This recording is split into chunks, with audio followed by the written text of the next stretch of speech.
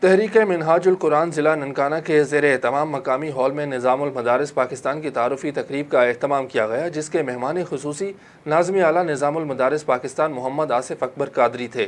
تقریب سے خطاب کرتے ہوئے انہوں نے کہا کہ ادارہ منہاج القرآن کے کئی طالب علم جامعہ اسلامیہ بغداد، جامعہ اسلامیہ مصر اور دیگر جامعہ اسلامیہ میں دینی تعلیم کے فرائض سر انجام دے رہے ہیں۔ انسان کو نہ صرف دنیا بلکہ دین کا بھی علم حاصل کرنا چاہیے۔ تقریب کے اختتام پر رجسٹریشن اور الحاق سرٹیفکیٹ تقسیم کیے گئے۔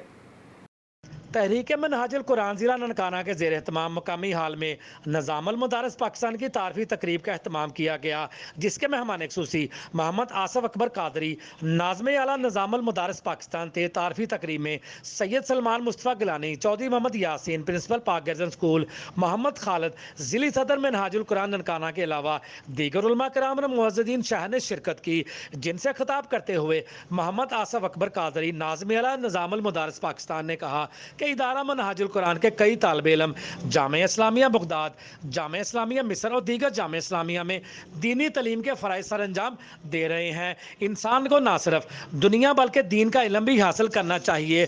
تقریب کے اختتام پر رجسٹریشن اور الحاق سرٹیفکیٹ مدارس تقسیم کیے گئے۔ حکیم ریاض احمد، سٹی نیوز، ننکانہ صاحب۔